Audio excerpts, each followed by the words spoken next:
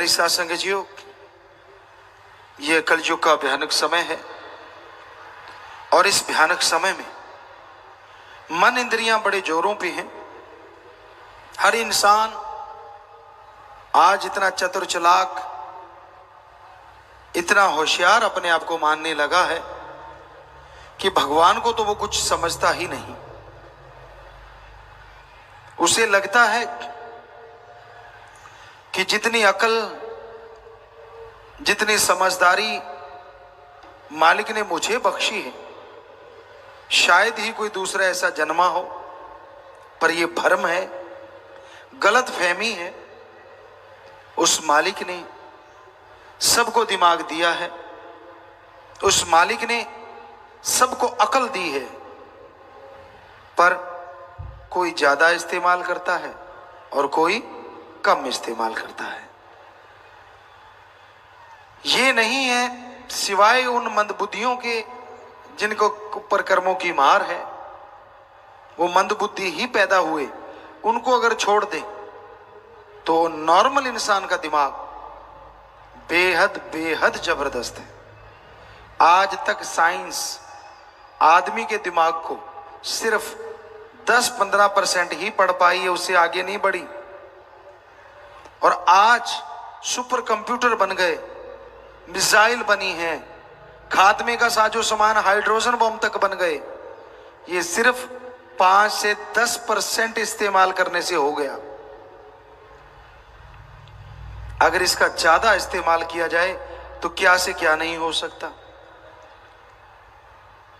आज दुनिया जो तबाही के रास्ते की तरफ जा रही है, काश सारे साइंटिस्ट इसलिए लग जाएं कि इंसान को ज्यादा से ज्यादा सुख कैसे मिले, ज्यादा से ज्यादा दिलो दिमाग में शांति कैसे आए, ज्यादा से ज्यादा शांत में रहते हुए आनंद में जीवन कैसे व्यतीत किया जाए।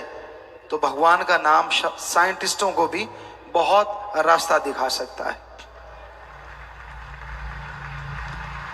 लेकिन जैसा शुरू से चलता आया है,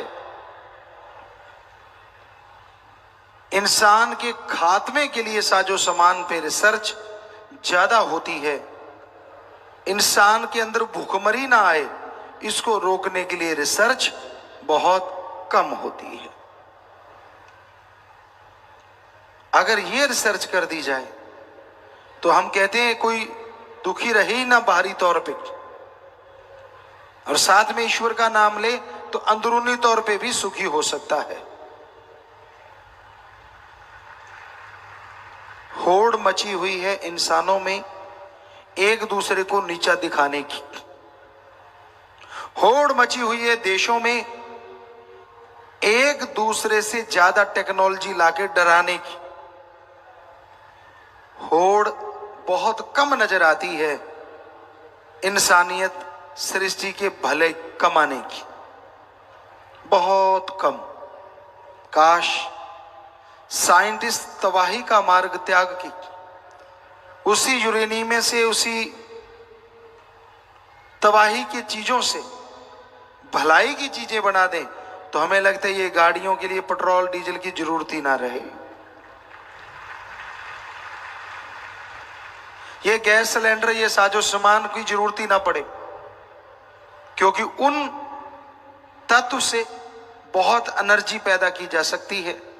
सूरज एक ऐसा तत्व है, या दूसरे शब्दों में ऐसी शक्ति है जिससे हम इतनी एनर्जी हासिल कर सकते हैं, इतनी एनर्जी हासिल कर सकते हैं, कोई बैटरी की जरूरत नहीं, कोई डीजल पेट्रोल की जरूरत ना पड़े, कोई गैस सिलेंडर की जरूरत ना पड़े।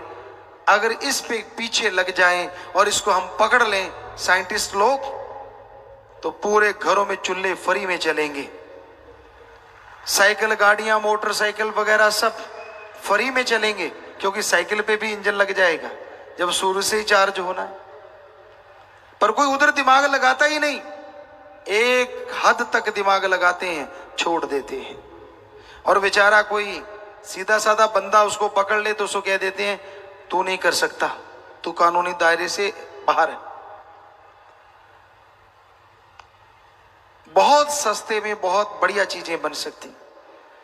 डीएनए के इलाज के लिए हमारे डॉक्टर, हमारे साइंटिस्ट अगर लग जाएं, जो रामायण काल में होता था कि आदमी का डीएनए ठीक कर दिया जाता था और वो सैकड़ों साल जिंदगी जीता रहता था, कभी भी उसको दुख नहीं आता था। लेकिन यहां तो दवाई की सारी फैक्ट्रियां बंद हो जाएंगी। वो होने क्यों देंगे डीएनए की टेस्ट? कितनी दवाइयों के बैठे हैं। अब सोच के देखिए, पूरे वर्ल्ड में सबसे ज्यादा मुनाफा कमाते लोग इससे 3 के 33 लेते हैं। बुरा ना मानना, और क्षेत्रों में भी यही हाल है, पर ख्याल में आ गया तो जो ख्याल में आ गया हमने बोल दिया। हमें ऐसा लगता है, ये हमारे विचार हैं। हो सकता है 3 के 300 भी होते हो, हमें क्या पता। हो तो क्या 3 के 13 ही होते हो, क्या कह सकते हैं। लेकिन है गड़बड़ जरूर, पक्का है। वरना एक ही दवाई एक ही जगह पे हमने देखी है, 3 रुपए की भी मिलती है और 30 रुपए की भी मिलती है। क्यों भाई? सेम साल्ट है, सेम सब कुछ है। वो बेचारा कोई दानिशमंद देता है, कमाई नहीं करता। वो कहता मैं भी 5 पैसे या 10 रुपए से कमाता हूं, इसका मतलब 2 रुपए 90 पैसे की पड़ती है, और उसी के 30 रुपए भी हमने लेते देखा लोगों को। हर बिजनेस में, हर व्यापार में ये चीजें हो रही हैं। तो काश हमारे साइंटिस्ट, काश हमारे डॉक्टर इस बारे में कदम उठाएं कि हाँ, इंसानियत के भले के लिए हम डीएनए तक जाएंगे। हमने यहाँ के डॉक्टरों को बोला है, हमारे सत्संगी डॉक्टर यूएसए में भी हैं, हर जगह वो आए भी हैं, तो हम उनको कहते रहते हैं कि बेटा ऐसा रिसर्च करो कि डीएनए के बारे में आप सर्च करो, क्योंकि ऐसा हुआ है, कभी ऐसा था। यहां बहुत सारे आज डॉक्टर भी आए होंगे, क्या आप बता सकते हैं? हम डॉक्टरों से ही पूछना चाहेंगे। शाम को लोग तलवारों से लड़े, भालाओं से लड़े, यहां तक कि एटम की शक्ति का भी सामना करा, जख्मी हो गए बुरी तरह से, वो बेहोश हो गए, लेकिन अगले दिन तलवार लेके फिर लड़ रहे। कैसे? महाभारत का पढ़ के देखो, कितनी बड़ी साइंस थी तब। एक स्नेह लेप नाम था, कितना भी बड़ा जख्म हो, स्नेह लेप, कितना भी बड़ा जख्म, रात को लुगदी बना के भर देते थे, सुबह तक जख्म भर जाता था। क्या था वो? इंडिया में था। आप मर्रम देते रहते हैं कि झरीट 10 दिन तक ठीक नहीं होती, दे तेरे की ये ट्यूब लगा ले, वो ट्यूब लगा ले, ज्यादा है तो 2 इंजेक्शन चढ़ा ले। लो जी, जो इंजेक्शन से डरता वो बेचारा पहले ही नहीं आता, यार 10 दिन ठीक है अपने को। तो हम जरूर चाहेंगे कि आप जो कर सकते हो रिसर्च, वो जरूर करें। जरूर स्टेम सेल आपने ढूंढ लिए हैं, ये उसकी तरफ पहला कदम है। हमारे अकॉर्डिंग ईश्वर ने जो दिखाया, ये पहला कदम है डीएनए की तरफ। अगर आप बढ़ोगे तो स्टेम सेल अच्छी चीज है, बहुत पावर है, बहुत शक्ति है, थोड़े में बहुत कुछ है। गागर में सागर कहें तो गलत नहीं, लेकिन अभी डीएनए वाली चीज से आप बहुत दूर हैं। कहीं ना कहीं इस पे रिसर्च हो रही होगी, लेकिन उनको रोका जाएगा। पता है आपको क्यों? अगर डायरेक्ट डीएनए ठीक करने लगे डॉक्टर, तो फैक्ट्रियां सारी दवाई की बंद। जरा सोचिए कितना बड़ा मक्कड़ जाल है, और वो बंद क्यों करने देंगे? पर ये हो सकता है हम हमारे देश के, विदेश के जो भी साइंटिस्ट हैं, जो इंसानियत का भला चाहते हैं, हाथ जोड़ के जरूर गुजारिश करेंगे कि वो डीएनए की तरफ कदम जरूर बढ़ाएं। अरे गरीब से गरीब, अमीर से अमीर, हर इंसान सुखी हो जाएगा। ईश्वर ने समय लिख दिया, वो तो भोगना है, लेकिन क्यों ना तंदुरुस्ती से भोगा जाए। ये पॉसिबल है। डीएनए से ही आदमी का वजन कम हो, ज्यादा हो, कुछ भी किया जा सकता है, कुछ भी। तो ये राम नाम में ही है सब कुछ। कोई समय ऐसा था जब राम नाम का जाप करने वालों ने ये चीजें ढूंढ ली थी। मर्त प्राय लोगों को 1 सेकंड में जड़ी बूटी सुंघा के जिंदा कर ले देते थे, और मरने नहीं देते थे। आप क्या सोचते हैं? आईसीयू में जाते हैं, वहां कितनी नड़ियां लगी होती, नलकियां लगी होती। क्या आपको बताएं, उदाहरण दें, लक्ष्मण जी मूर्छित हो गए थे, कोमा में चले गए थे, और ये हो गया था कि वो मर्त पर आए हैं, लेकिन कहते उस वैद्य ने टाइम दे दिया, इतनी देर मैं इसकी बॉडी से प्राण नहीं निकलने दूंगा। उसने नहीं निकलने दिए। ये जड़ी बूटी ला दो, मैं पल में होश में ला दूंगा। वो जड़ी बूटी हनुमान जी लेके आए और पल में होश में लक्ष्मण जी ऐसे बैठ गए विदाउट एनी वीकनेस, कि जैसे कुछ हुआ ही नहीं। क्या आज हम नहीं कर सकते वो चीजें? आप कहो जी रामायण तो होती नहीं थी, महाभारत होती नहीं थी, कल को आप कहोगे चंद्रमा नहीं होता था, सूरज नहीं होता था, आपका क्या कहना? क्यों? आप कहोगे कल पैदा हुआ है, जब आप जन्मे तभी चंद्रमा जन्मा, उससे पहले तो नहीं जन्मा आपके लिए। तो ये फजूल की बातें हैं। हम गारंटी देते हैं महाभारत भी हुआ और रामायण काल भी था, हम गारंटी देते हैं इस बात की। आप उसमें बहुत सारी चीजें जान सकते हो अगर गूढ़ अध्ययन करो, बहुत बहुत कुछ। पर यह संभव तभी होगा ना जब आपकी रिसर्च उसकी तरफ जाएगी, जब आप उस तरफ बढ़ेंगे। जब तक आप उस तरफ बढ़ते नहीं, आपको मंजिल नहीं मिलती। तो बहुत जरूरी है इस कलयुग में, इस भयानक समय में, इंसानियत के लिए, सृष्टि के भले के लिए कुछ ना कुछ किया जाए।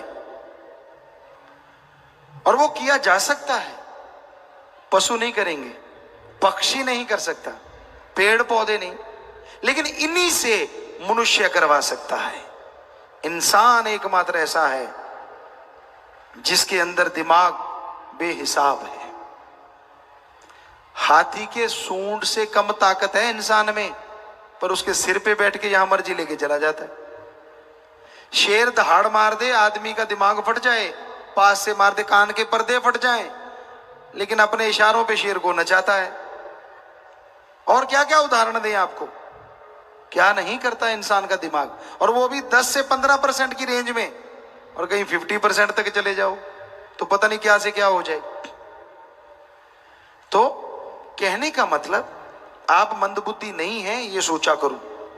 अपने आप को नेगेटिविटी का शिकार मत बनाया करो कि मुझे कुछ नहीं आता, मैं तो फेल ही होऊंगा, मेरे में तो कुछ भी नहीं है। क्यों नहीं है भाई?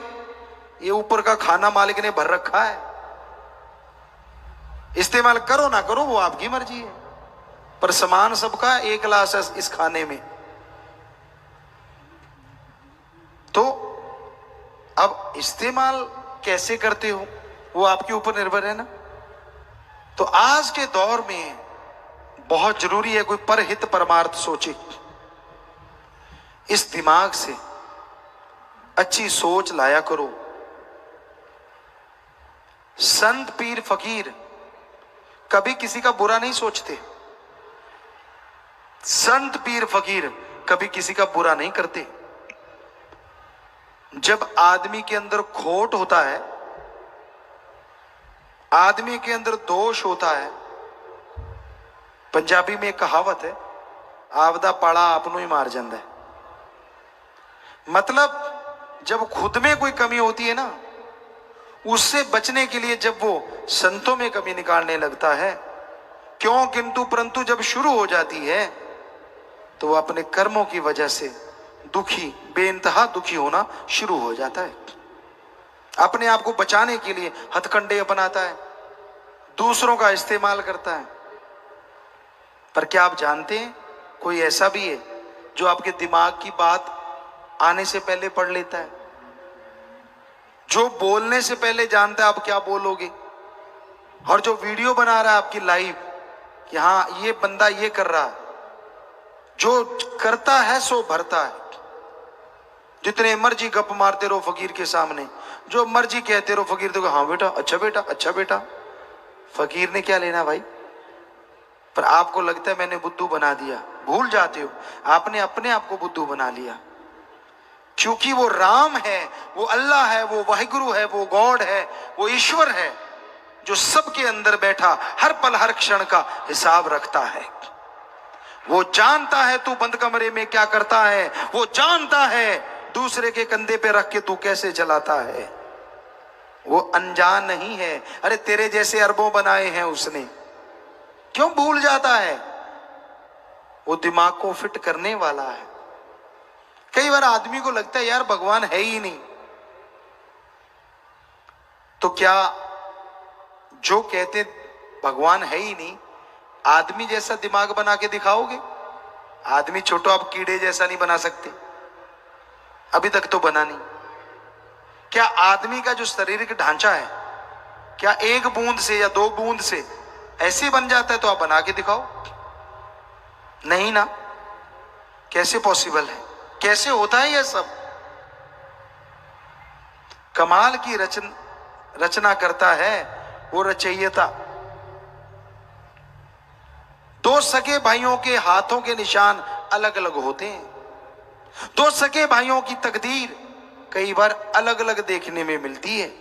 एक ही मां, एक ही बाप, एक ही रगों में बहने वाला खून, पर दोनों की तकदीर अलग क्यों? बताइए, बताए कोई साइंटिस्ट का कौन से जीन्स में कमी आ गई भाई? मां भी अमीर, बाप भी अमीर, एक बेटा अमीर और एक गरीब, क्यों? दोनों की औलाद, दोनों का खून। तो बहुत सारे ऐसे सवाल हैं जो साइंस मुंह बाए खड़ी रह जाएगी, उसे समझ नहीं आएगी। पर हां, रूहानियत में इसका जवाब है। जैसे कर्म करते हो वैसा फल आने वाले टाइम में भोगना पड़ता है।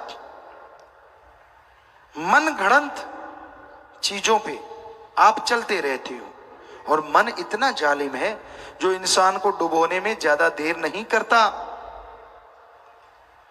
कई बार आपको बात सुनाई है आत्मा और मन की, कई बार उदाहरण दिया है आपको कि एक बुजुर्ग माता थी, उसने 2 पालतू पशु रखे हुए थे, एक था बंदर, एक था बकरा। एक दिन क्या हुआ, सब्जी काट रही थी, फ्रूट पड़े थे, अचानक संदेश आया कि उनके घर मेहमान आने वाले। तो उसने सोचा चलो दुकान से कुछ सामान ले आऊं। वो चली गई, सब्जी काट रही थी, फ्रूट वहीं पड़ा था, बकरा बंधा था, बंदर बंधा हुआ था। लेकिन हुआ क्या, जब वापस आई तो सारा फ्रूट गायब था और बकरा सब्जी में मुंह मार रहा था, खुला हुआ था। बुजुर्ग औरत ने आप देखा ना ताप, डंडा लिया, उठा और 8-10 धर दी। पड़ोसी देख रहा था, उसने रोका, ए माता रुक, ताई रुक। कहने लगी बेटा क्या है? मर जाना, सारी सब्जी खा गया बकरा। ताई ये गलत। कहते सही क्या है? कहते मैं देख रहा था, ये तेरा जो बंदर है ना, इसने गल से रस्सा निकाला, सारी फ्रूट चट कर गया, आधी सब्जी चट कर गया, और बाद में बकरे का रस्सा खोल दिया, खुद के गले में डाल के आराम से बैठा है। काम उसका है, पड़ बकरे की रही है। तो उसी तरह काम आपके मन का होता है और पड़ आत्मा की रही होती।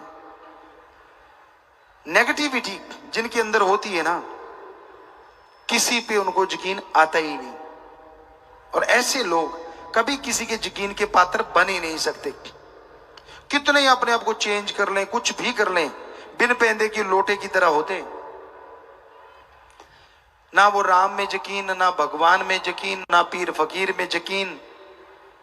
वो बात सुनाया करते हैं, जमुना गया तो जमुना दास और गंगा गया तो गंगाराम। मतलब जिसने लाया गली ओदे वर तुर चली। अजीबो गरीब बातें हम देखते रहते, चुप रहते हैं, मुस्कुराते रहते हैं, मालिक से दुआ करते रहते हैं सबको सद्बुद्धि बख्शे।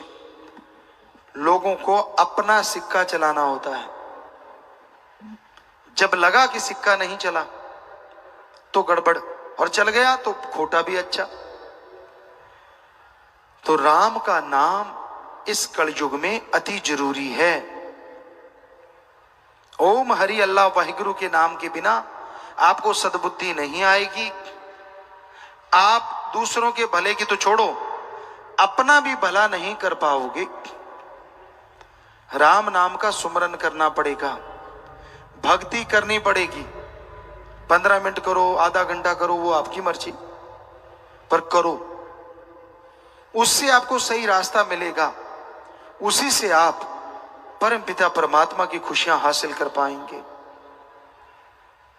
और राम का नाम लेना कितना आसान है, आपको लगता है कि नहीं, पर है आसान।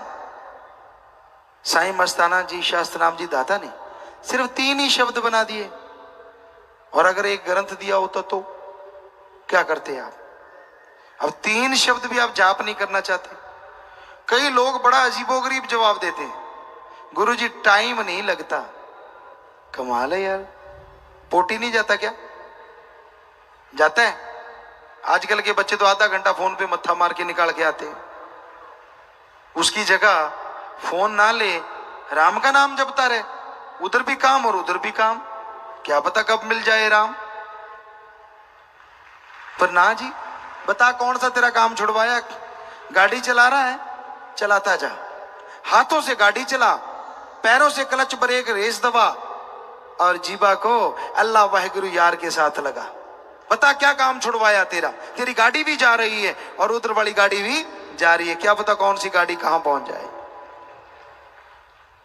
ये फजूल के बहाने ना मारा करो।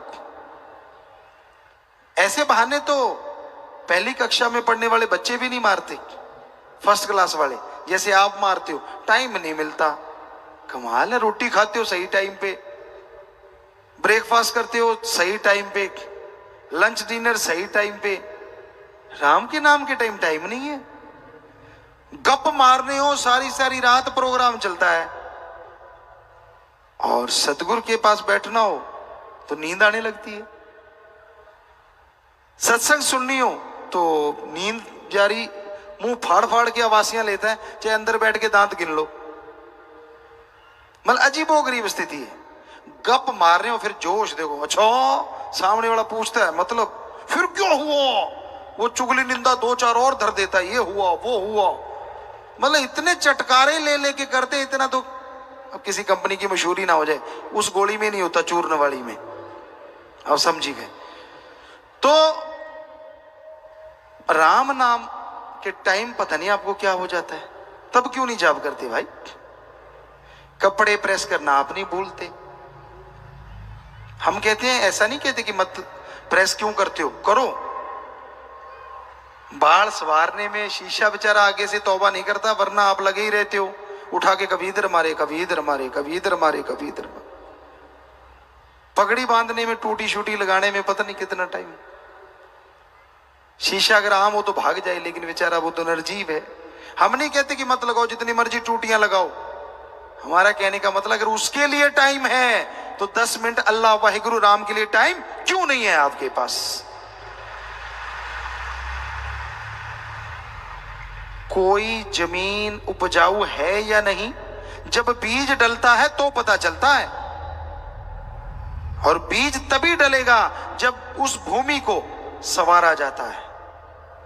पहले हल चलाते हैं, घास फूस साफ करते हैं, फिर पानी देते हैं, खाद डालते हैं, बीज डालते हैं, तो फसल होती है ना। कोई दुकानदार दुकान खोलता है, रंग रोगन करता है, मशहूरी करता है, सामान लाता है, दुकान भरता है, फिर खोलता है, फिर चलती है ना। बच्चे पढ़ाई करते हैं, फर्स्ट क्लास से लेकर डिग्री डिप्लोमे तक कितने साल लगाते हैं, तो मास्टरेट बनते हैं ना, तो वो डिग्रियां हाथ में आती हैं, तो डॉक्टरेट की डिग्री हासिल होती है। और इधर आप कहते नहीं, हमें कोई भगवान दिखा दे, परमात्मा दिखा दे, हम मान जाएंगे। वाह भाई वाह, आप तो वो मूर्खों वाली बात करते हो कि कोई जाए और कहे बीज दे दे भाई, वो कहेगा ये ले 1 किलो, इसको डालना, तेरे 10 मन दाने निकल आएंगे। और आपको ना भाई, पहले 10 मन निकाल के दिखा दे किलो में से।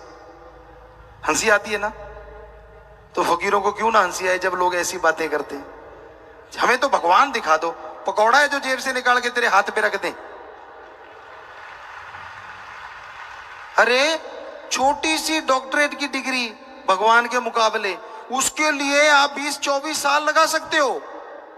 और परमात्मा के लिए एक पल नहीं लगाया, आपको दे दो जी, क्यों भाई? चट्टी पड़ी है भगवान को जो तेरे को दे दे? चट्टी तो तेरे को पड़ी हुई है जो 84 लाख जोनी भोग के आया है, जो दर दर ठोकर खा के अब तुझे इंसान का शरीर मिला है। तुझे चाहिए कि तू मालिक को मिले। मालिक को कोई किसी से नहीं मतलब, लेकिन है वो बहुत दयालु है, इसलिए अपने संत पीर फकीर समय समय पे भेजता रहता है ताकि उससे बिछड़े हुई उसकी औलाद उससे जाके वापस मिल जाए। पर अगर आप संतों से ही आगे निकल जाओ, पढ़ के कट जाओ, तो संत क्या करें? फिर भोगो अपने कर्म। संत एक हद तक दखल दे सकते हैं, उसके बाद चुप हो जाते हैं, क्योंकि संतों की भी एक सीमा है। वो समझाते रहते हैं, सत्संग में बताते रहते हैं, जो सुन ले अमल कर ले बेड़ा पार, ना सुने तो भाई कर्मों का पड़ता भार। संत बार बार कुछ ना कुछ बताते हैं, कुछ ना कुछ देते हैं। आप जितनी बार सत्संग में आते हो, चाहे 15 मिनट, चाहे आधा घंटा, चाहे घंटा सुनते हो नहीं सकता वो घंटा आपकी पूरी लाइफ को ना बदल दे अगर सुन के अमल कर लो तो। पर इधर से सुना और इधर से पार।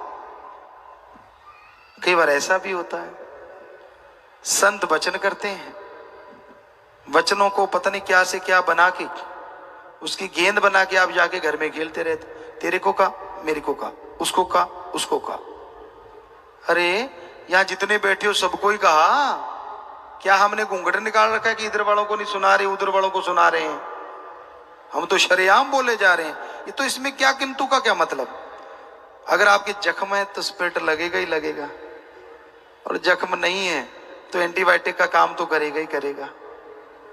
सीधी सी बात। कमी अगर आप में है तो घण जैसी चोट लगेगी, और कमी आप में नहीं है तो आप और संवर जाएंगे, लोहे से सोना बन जाएंगे।